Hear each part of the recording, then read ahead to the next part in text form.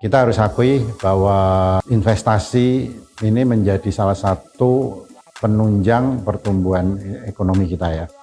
Banyak investor-investor yang ingin masuk, kita sudah lihat kan berita secara terbuka, sudah ada bahwa banyak investor yang membatalkan masuk ke Indonesia. Meskipun tidak semua sektor ya, ada sektor, kalau di sektor makan minuman masih cukup bagus, tapi sektor-sektor lain banyak yang membatalkan. Antara lain karena aturan-aturan kita yang mesti kita benahin, kita harus akui ya, terutama tenaga kerjaan ya. Ini juga menjadi perhatian dari Apindo ini, karena Apindo ingin mendorong bahwa peraturan regulasi di ketenaga kerjaan ini menjadi jelas.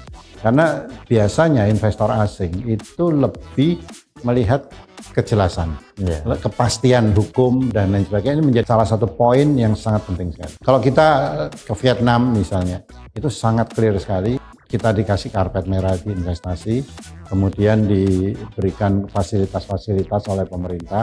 Dan beberapa contoh misalnya yang lalu ada pabrik yang mau investasi di pabrik kopi misalnya.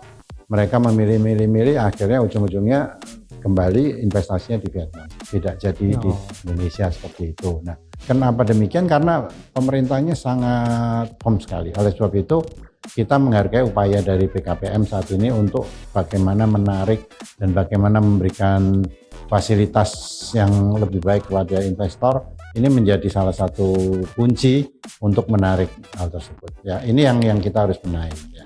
Kalau tidak, kita akan semakin tertinggal.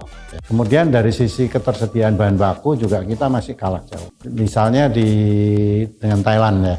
Thailand itu kemudahan bahan baku, baik itu bahan baku kemasan, packaging, kemudian jenis-jenis packaging yang ada di Thailand itu sangat maju sekali dibanding Indonesia, sangat inovatif sekali dibanding kita. Nah, ini juga salah satu yang harus kita benahin gitu ya. Indonesia kita masih punya tantangan berat di dalam ketersediaan bahan baku.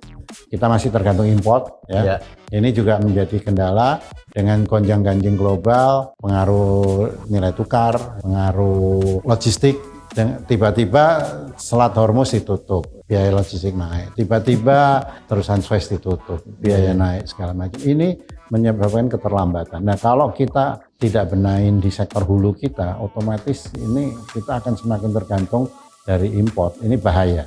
Ya, oleh sebab itu saya sangat mendorong sinkronisasi hulu hilir ini sangat penting dilakukan.